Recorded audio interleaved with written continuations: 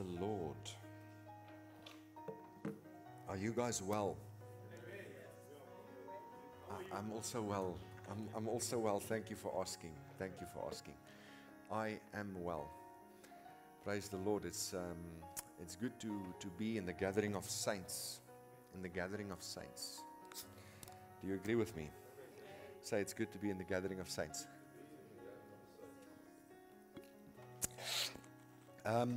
I would like to start speaking to you this morning. I actually would like to start with a verse that I'm actually planning to end on. So we'll start with it and then I will say some things before I get back to it again. So just open your Bibles if you can at Matthew 6:33. Matthew 6:33. We'll start, I think, by verse 30 or 31. So for the guys at the back, it's actually the second last verse. The second last verse. Matthew 6:31. Right. Okay, so if you don't have it, just look on the screen, it's there. Therefore, don't worry. Say this, don't worry. Do not worry. Say to yourself, do not worry. Say, I do not worry.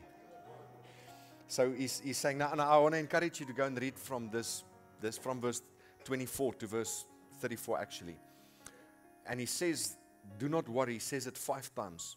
5 times. In different statements. Says it 5 times. We'll see it 2 or 3 times here. So go and read the whole portion. But we're just looking at from verse 31. Therefore don't worry, saying, what shall we eat? What shall we drink? What shall we wear?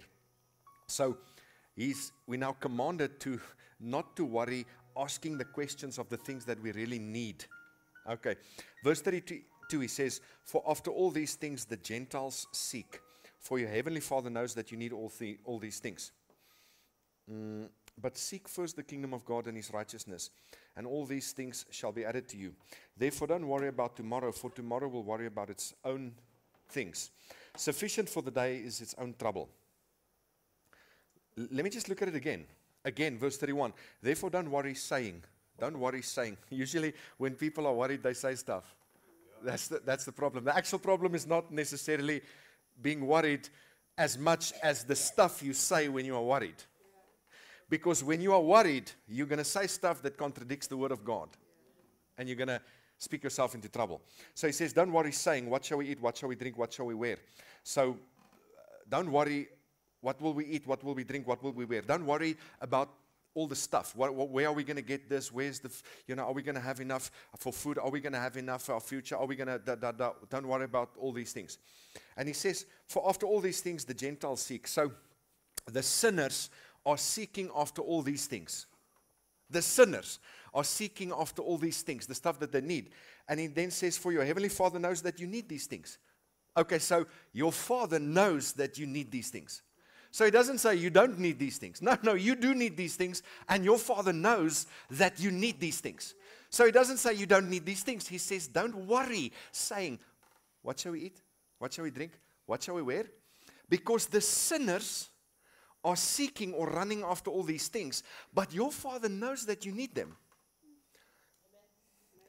So now he told us, don't worry about the stuff that you need.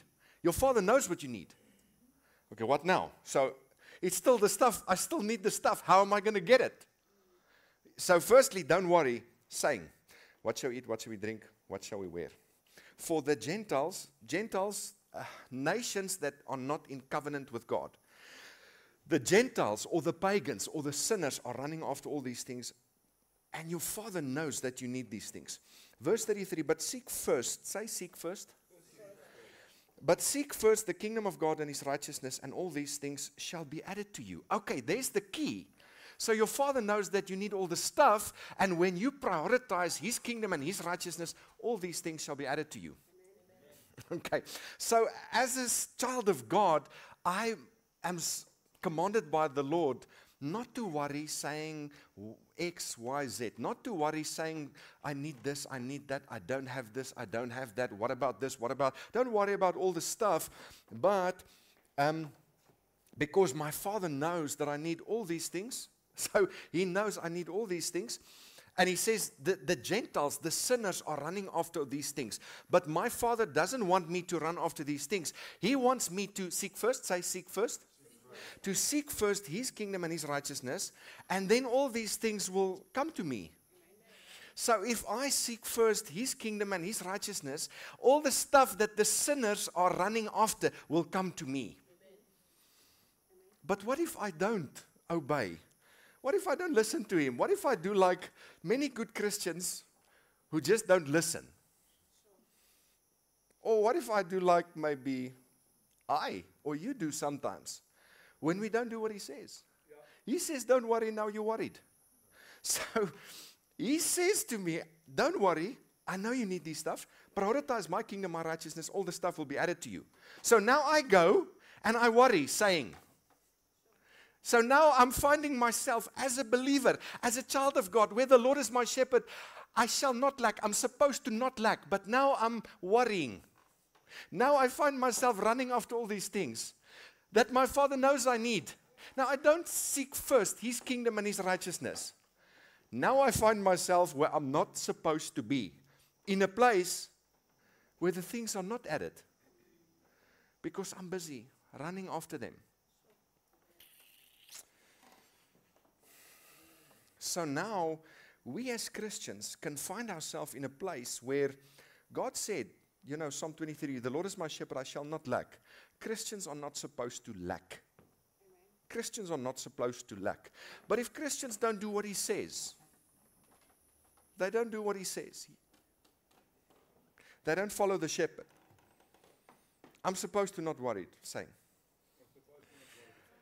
So I'm supposed to not worry, saying, and I'm supposed to prioritize His kingdom, His righteousness, then all the things will be added. But if I don't listen to Him, all the things will not be added. Because I'm not listening to Him. Now it's not His fault if I don't have all the stuff that should be added. All the stuff that my Father needs. Now I can find myself in a place where I'm praying, Father, I need X, Y, Z. I need this and that. The stuff that He says, I know you need it.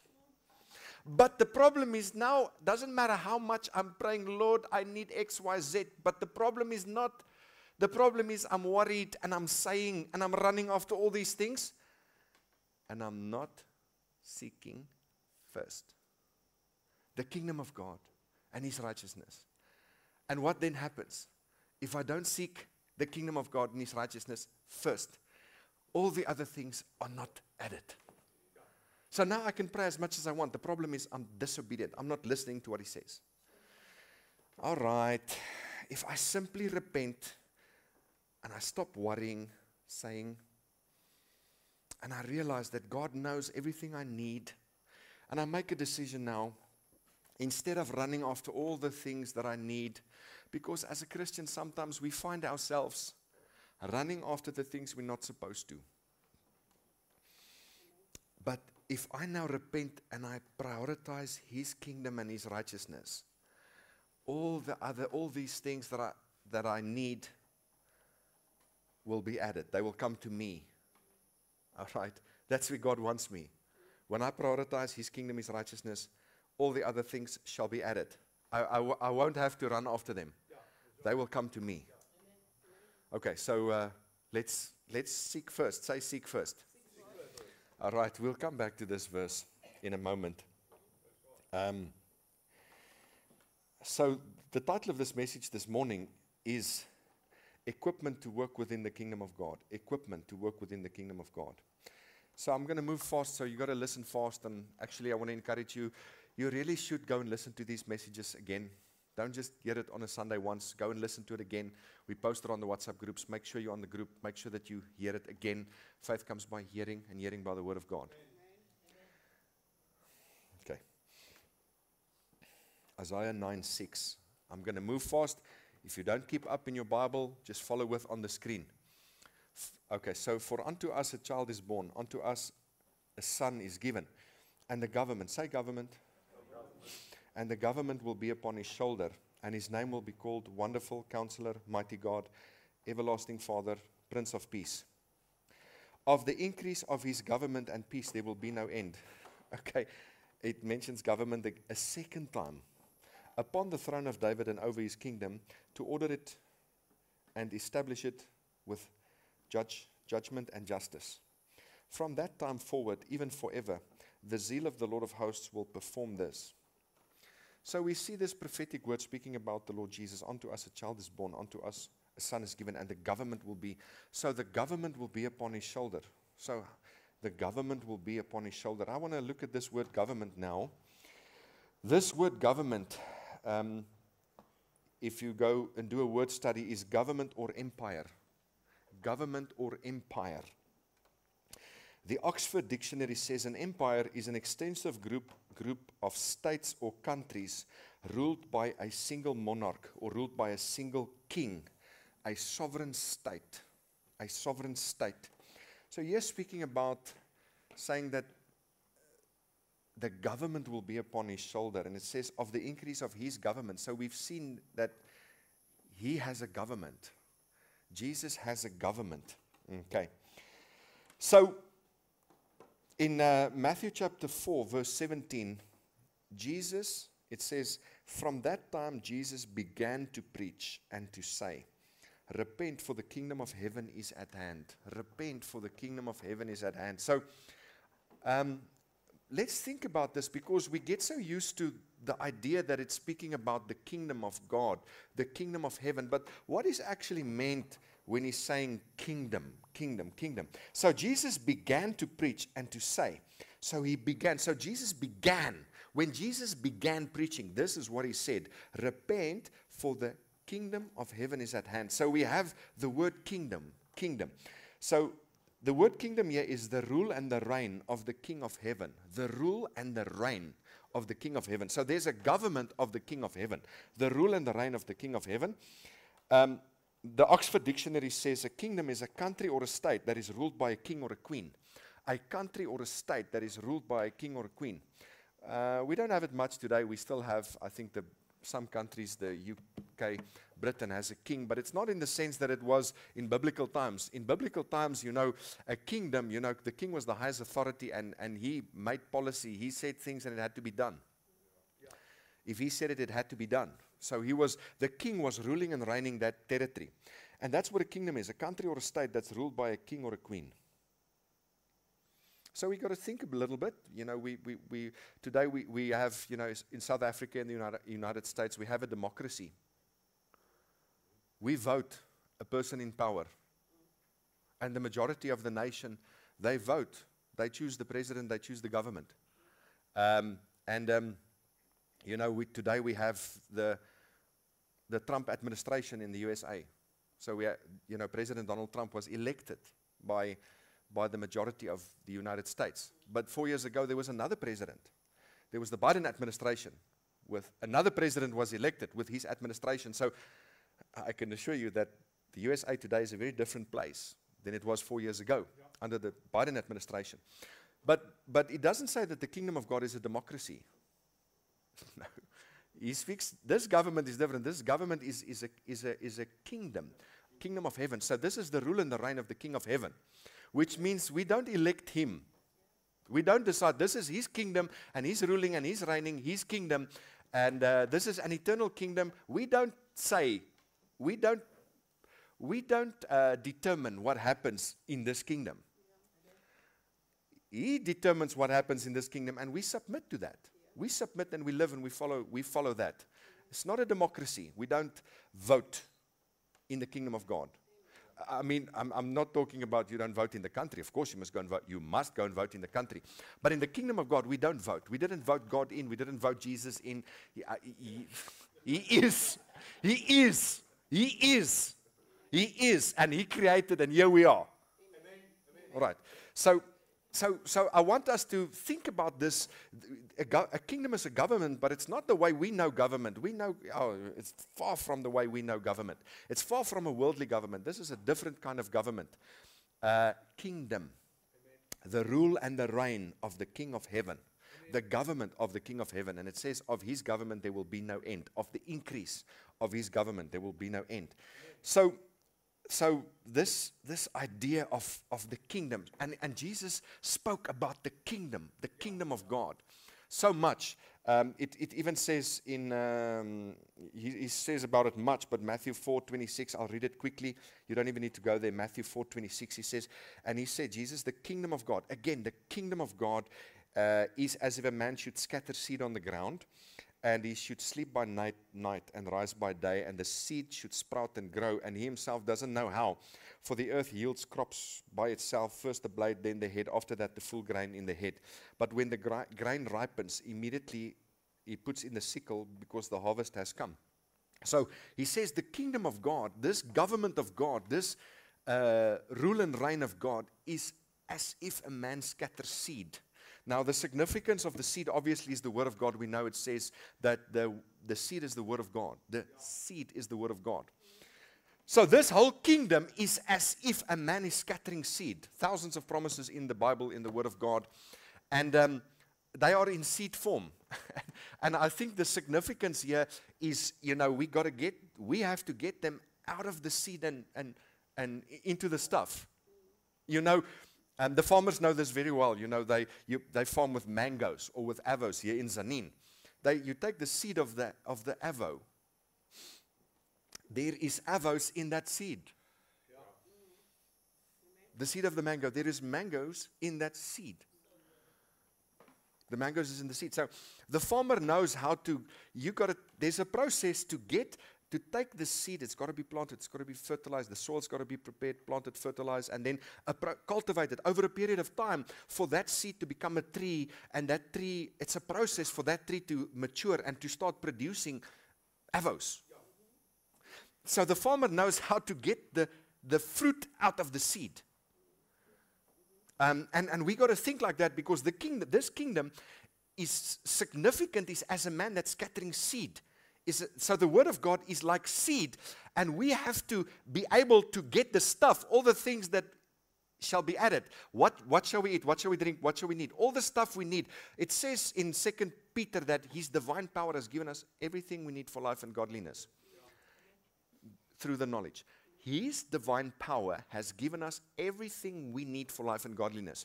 So everything we need for life and godliness has already been given us. So the challenge that we sometimes have as Christians is it is in a seed form. Now, we don't want seed, we want fruit, because we can eat it. God doesn't give us fruit, He gives us seed. So all the promises and the provisions of God, they are in seed form. So we got to, the Lord is my shepherd, I shall not lack. That's what the word says. The blessing of the Lord makes rich and He adds no sorrow. My God shall meet all your need according to His riches in glory by Christ Jesus. So there are promises in the Bible. Those are seeds. But now I'm saying, I need the stuff. I need to pay X, Y, Z. Instead of giving me money, God gives me a promise. Amen. Seed. Amen. What I need is in that seed.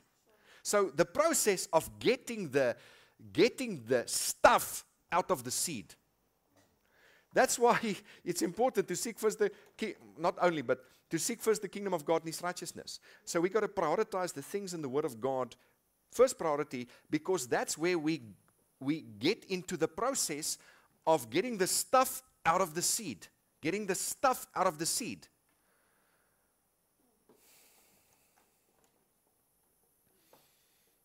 The stuff is in the seed. The fruit is in the seed. I want to eat the fruit. God gives me the seed. I got to go and plant the seed. Plant the seed. Amen. Prepare the soil, fertilize the soil, plant the seed, water the seed. And still, then I don't even see anything yet. But I got to believe there's seed in the ground. If the seed is in the ground, even if I've planted the seed yesterday, today I get there, I don't expect to see the millies today. I know it's going to take 3 to 6 months, up to 5-6 months. For that, even for after a week, every day I water the seed. Even after a week, I can get back and, Now, this is what some Christians do. After a day or two, they get there, they put the seed in the ground, They heard the word, the Lord is my shepherd, I shall not lack. My God shall meet and supply all my needs according to His riches in glory by Christ Jesus. So yes, God is going to meet all my needs. They hear it and they receive it. They plant the seed. Tomorrow they get there, they look in the bank account, but there's nothing yet. hey, I paid my tithe yesterday, I sowed yesterday, the pastor said this and I believed it yesterday, but there's no money yet. And what do they then do now? They go and dig. Is everything all right? Is the seed okay? They go and dig in the ground and they take the seed out. They start worrying, saying, don't worry, saying. So now we're taking the seed out. Or we start chasing after the stuff. So now I'm taking the seed out, and we sometimes find ourselves there. But if I go through the process, I will get the fruit out of the seed. Through faith and patience, we inherit the promises. If we walk by faith and we are patient, we will put the seed in the ground and we will go through the process and there will be a harvest. Say, there will be a harvest. All right, we will get the stuff out of the seed. We'll get the stuff out of the seed. It takes faith and patience. I got a little bit there off my message, but it's good anyway.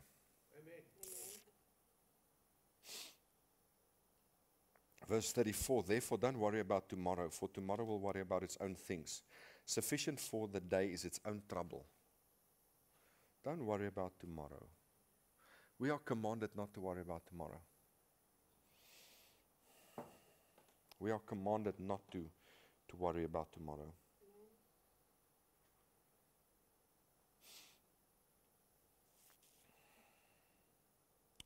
So, Jesus began preaching, saying, repent, for the kingdom of heaven is at hand. In John chapter 3, verse 3, I'm back on my notes. John chapter 3, verse 3, Jesus answered and said to them, most assuredly I say to you, unless one is born again, he cannot see the kingdom of God. Unless one is born again. So there's a second birth. This is a spiritual birth. You will, again, this is the second birth. The first birth, I was born into this creation.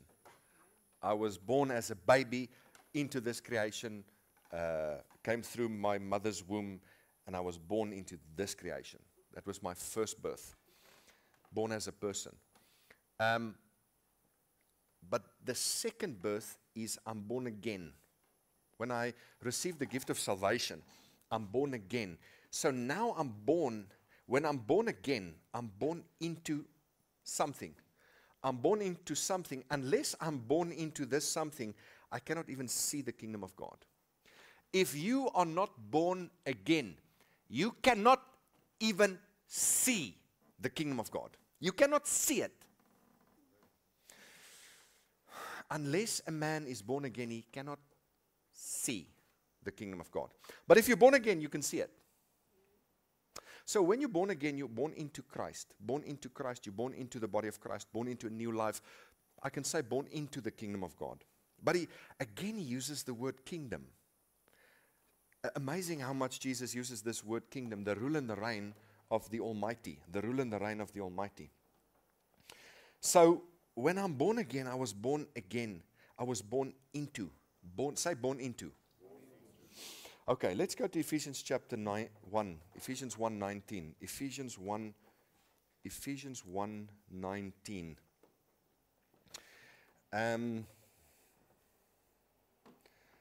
Ephesians 1:19. And what is the exceeding greatness of his power toward us who believe, according to the working of his mighty power, which he worked in Christ, say in Christ, when he raised him from the dead and seated him at his right hand in the heavenly places, far above all principality and power and might and dominion, and every name that is named, not only in this age, but also in that which is to come.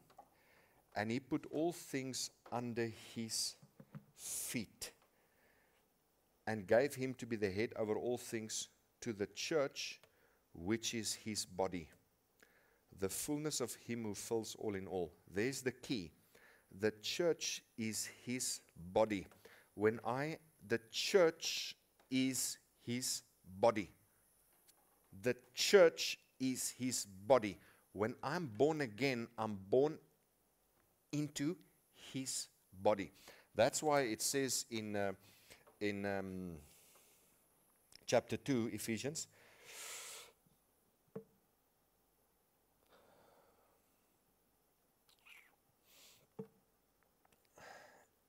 Even when we, verse 5, 2:5, even when we were dead in trespasses, he made us alive together with Christ, and he raised us up together. So when Christ was raised, he raised us up together, and he made us sit together in the heavenly places in Christ Jesus. When I was born again, I was born into Christ Jesus. I was born into his body, and it says the church is his body. And he was raised, Jesus was raised by the Father, and he was sat at the right hand of the Father, which is the place of authority. The Father is seated on the throne, the highest place of authority, far above all power, principality, dominion, and might. Far above all power, all principality, all dominion, all might. And the Father put all things under the authority and the feet of Jesus. Anything and everything in existence is placed under the authority of Jesus. So we're talking government. We are talking the divine government, the highest authority in existence. We're talking the kingdom of God, the kingdom of the Almighty. He has the highest authority in existence. All things are placed under his authority and feet. He, say he, is the head. God made him to be the head over all things to the church, which is his body. So Jesus is sitting at the right hand of the Father on the throne. Everything is under his feet. He is the head of the church, which is his body. So Jesus is the head, the church is the body, and we are born into his body. That's why Ephesians 2:6 says, we were also raised with him, and we are seated with him in heavenly places. Because we are in his body. We are seated with Jesus in heavenly places at the highest place of authority. God made him to be the head over all things to the church, which is his body.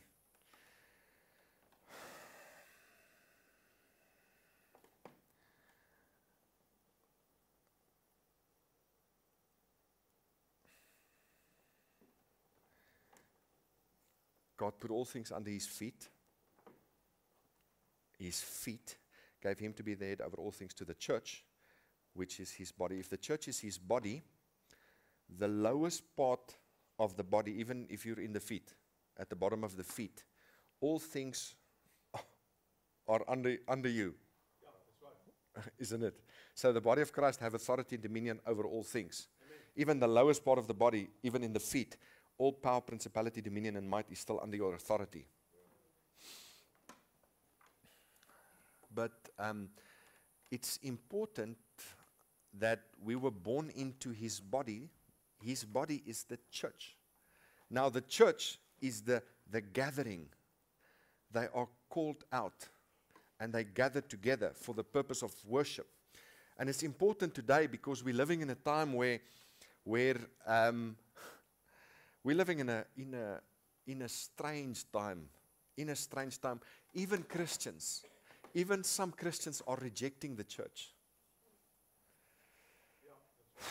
Man, there is a lot of strangeness in the world. But there's unfortunately even strangeness in the church. We're living in a time where a lot of Christians, I walk with Jesus. The Lord is my shepherd. But I'm not in a church. I don't go to church. I am the church. No, you're not the church. Neither am I. We are born into the church. Which means that in his body, I am somewhere there. But I am not the sum total of that body. Do you understand? So I cannot say, I am the body of Christ. No. We are the body of Christ. Yes, my body is the temple of the Holy Spirit who's in me, right. But we, the church, is the body of Christ. So, my place, I was born into the body of Christ. I function somewhere in the body of Christ. as a member of the body of Christ, I cannot reject the body. My function, my purpose is in that body. Okay, so we are living in a time where a lot of believers are rejecting the body. They are rejecting the church. And then saying, you know, I am the body. I just walk with Jesus. I'm just so amazed at how many strangeness is in amongst Christians.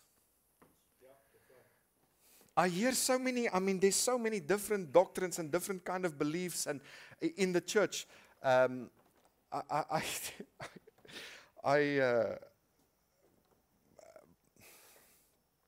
wife, one of her friends, a sister, also a believer, and she said to my wife, told her about this book, and she says, go and read this book. So my wife told me about this book. She's praying about whether she should read the book. When she said the name of the book, I said to her, don't read it. Because years ago, I read that book.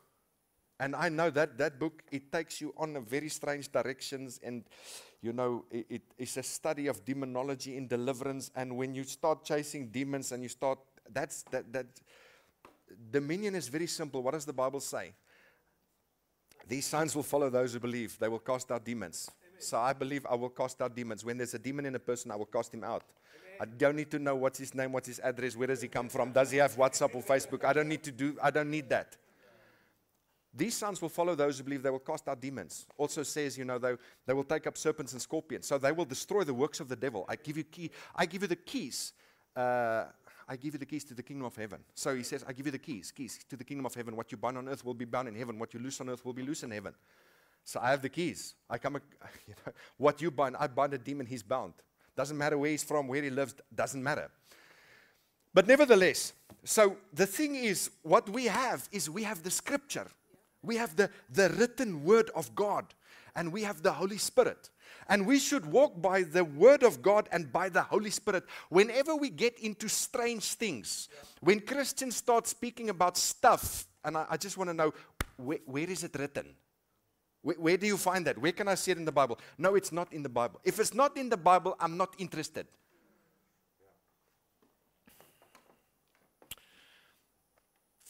Man, I have a family member. He recently got recommitted to the Lord, and he told me in this week, he told me, you know, I got baptized. And I thought, praise the Lord. He got baptized because it's written, whoever believes and is baptized will be saved. That's all I need to know. He got baptized. Praise the Lord. But this is what happened while I got baptized. X, Y, Z. And he told me about this spiritual experience, and then it got so strange. What happened and how he felt and how the anointing came, and it was just that.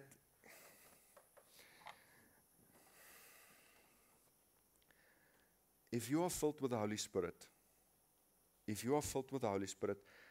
signs will follow you.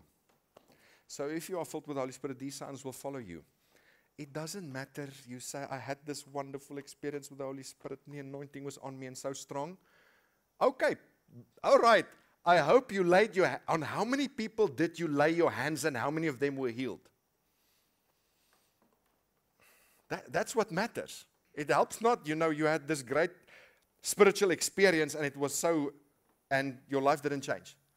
So if you say to me, the anointing there's a strong anointing on me, wonderful. Get out there and preach the gospel. Go and lay your hands on the sick and they will be healed. Amen.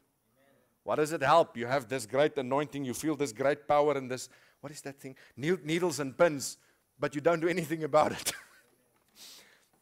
So I thought to myself, praise God, he got baptized. But there's so many strangeness that we are bringing into strange experiences and strange things.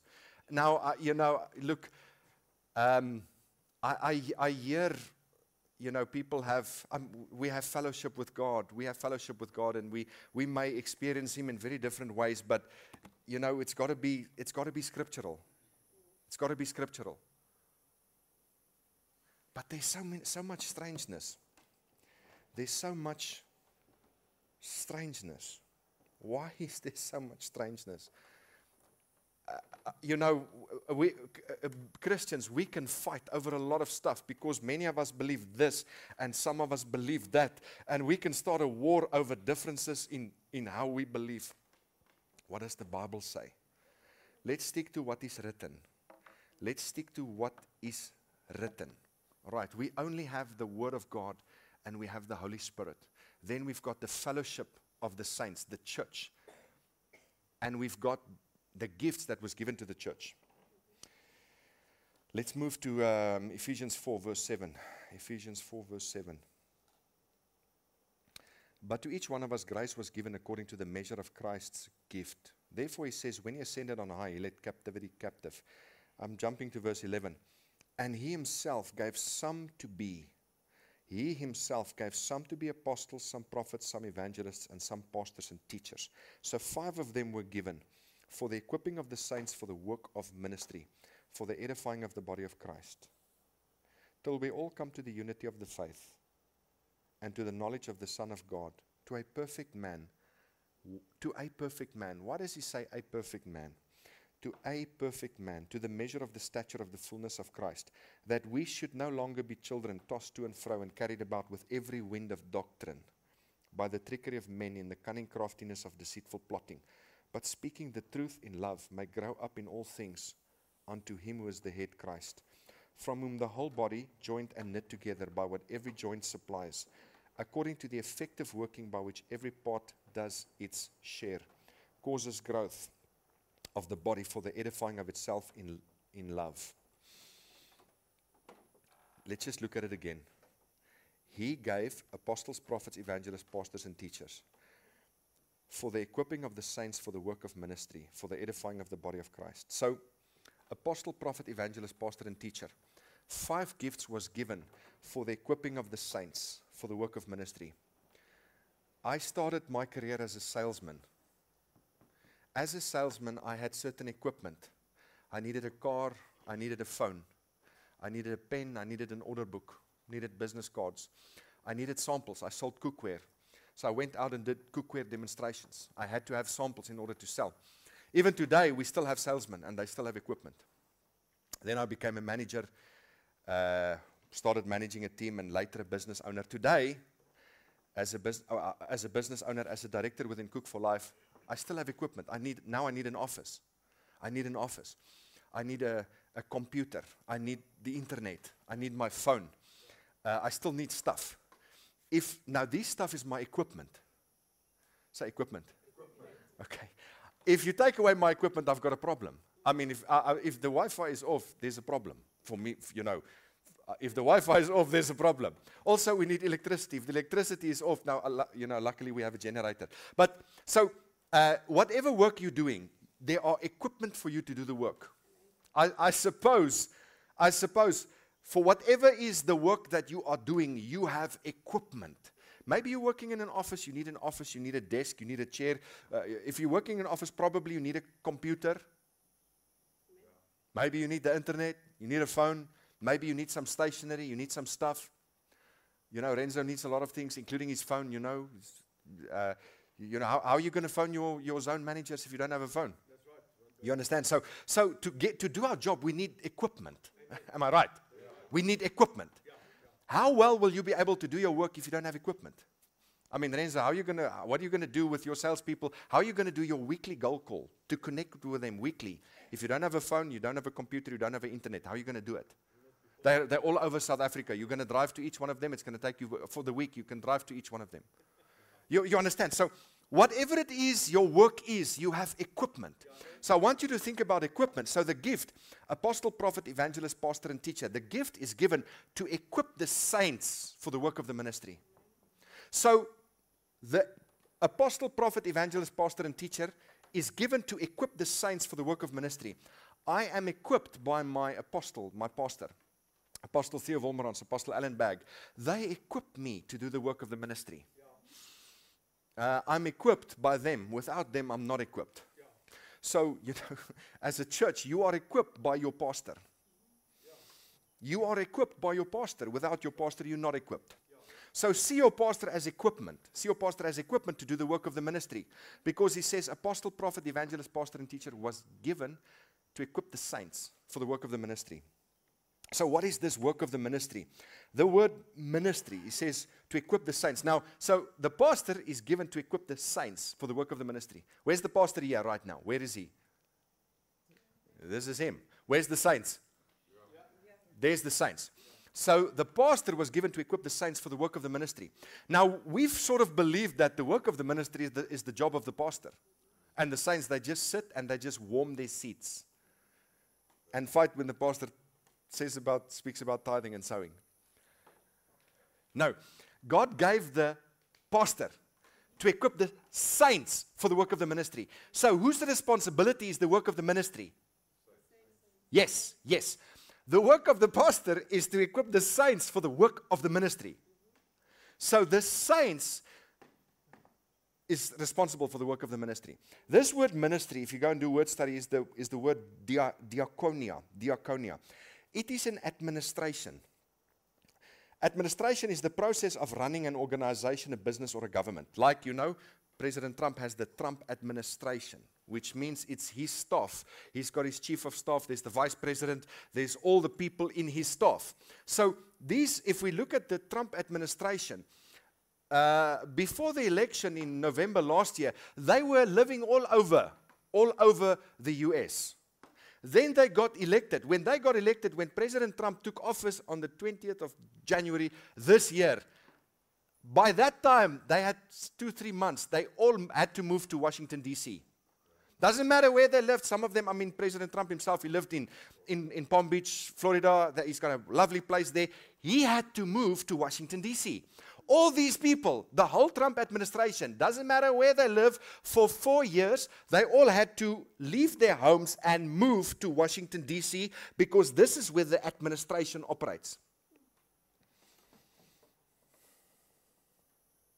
So this word ministry is an administration. The process of running an organization, a business, or a government, and service. It is from the word diakonos, where we get the word deacon, a minister, a servant. So when you think about administration, it's about the government, the kingdom of God, and the church, the gathering of the saints, is crucial here, because apostle, prophet, evangelist, pastor, teacher was given to equip the saints for the work of the ministry. To equip the saints for the work of the ministry, or we can say the work of governing within the kingdom of God.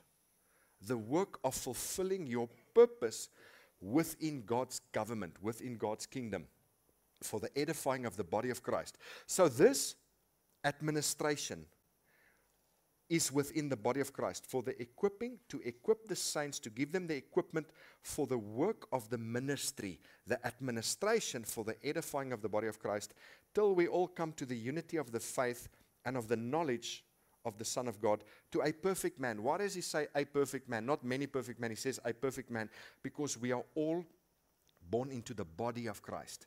We function within the body of Christ, where the church, the gathering, there's local churches, but they all form part of the body of Christ, and there's only one body. To a perfect man, to the measure of the stature of the fullness of Christ, that we should no longer be children. Say children. We should no longer be children, tossed to and fro and carried about with every wind of doctrine. So when we are within the church, when we are equipped for the work of the ministry, when we are edified, equipped and edified by our gift, apostle, prophet, evangelist, pastor, and teacher, we will grow up into Christ, and we will no longer be tossed to and fro and carried about with every wind of doctrine, by the trickery of men in the cunning craftiness of deceitful plotting. So even when he wrote this, there was a tossing to and fro from different doctrines, different ways of beliefs, different strange things. Listen to the words he's using. The words he's using, that we should no longer be children tossed to and fro and carried about with every wind of doctrine, by the trickery of men in the cunning craftiness of deceitful plotting. So even in this time, it appears that there were strange doctrines and strange beliefs even in the church. And people were going from this to that, from this to that. But speaking the truth in love may grow up. Say grow up. In all things unto him who is the head. Again, you see, Jesus is the head. The church is his body, Christ, from whom the whole body, joined and knit together by what every joint supplies. Now that's what you are. You are not the body, but you are a joint. I am not the body, but I am a joint. Now, not the joint you smoke. Don't get that excited. The joint is a small part in the body of Christ. A joint. Every joint, every person has a small function, has a function within the body of Christ. That we should no longer be children, okay, but speaking the truth in love, may grow up, say grow up, in all things unto him who's the head, Christ, from whom the whole body, joined and knit together by what every joint supplies. Say, I'm a joint. I have a supply. Oh, that's good. You are a joint in the body of Christ. You have a supply. That's your contribution, what you have to contribute. By what every joint supplies, according to the effective working by which every part does its share. Every part does its share. You are a joint, you are a part of the body of Christ, and you have a share to do. Say, I have a share to do. Causes growth of the body for the edifying of itself in love. And then I say, don't worry. I end off by, don't worry, saying, what shall we eat, what shall we drink, what shall we wear? For after all these things, the sinners are running. But your Father knows that you need all these things. But seek first the kingdom of God and his righteousness. And all the stuff will be added to you. Stop running after the stuff. And, you know, we have a lot of, and your Father knows you need the stuff. He knows you need the stuff. Your Father knows you need the stuff. You do need the stuff. But stop worrying, saying stuff, running after the stuff. But seek first. Let's prioritize the kingdom of God. Kingdom of God. His righteousness. Let's recognize that the church is his body. He's the head.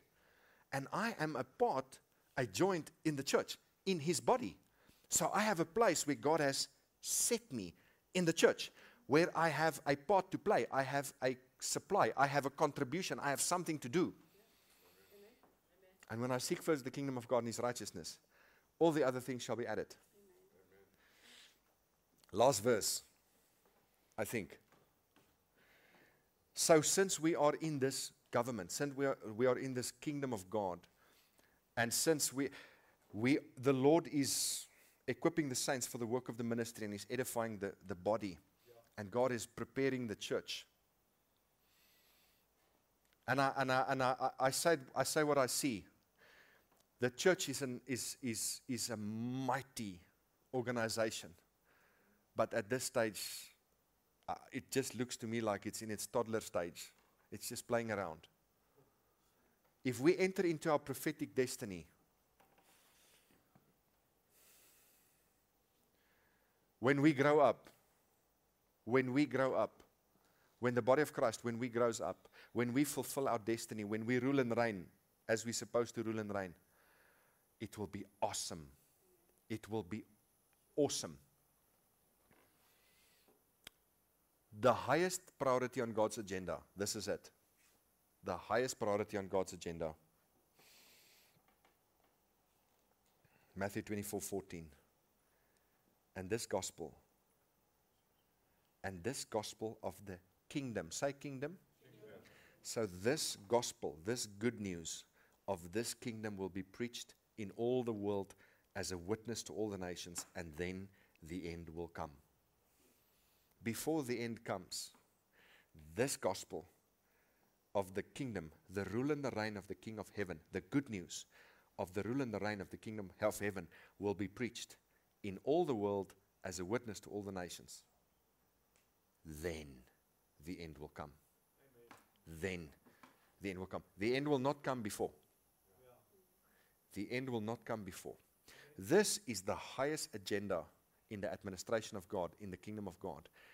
You know, it said Jesus said, I came to seek and to save that which was lost. Jesus came to seek and to save that which was lost. This is the highest priority on God's agenda. And this should be the highest priority on the church's agenda, which means that you must live your life. You must be able to plan your whole life on one or a few pieces of paper. What is your life about? Who are you? What do you do? What is your vision? What are your goals? What are you about? And this must be part of it. Amen. You must align your life with the fact that the gospel of the kingdom shall be preached in all the world as a witness to all the nations, and then the end will come. When he said that, he was in Jerusalem, in all the world.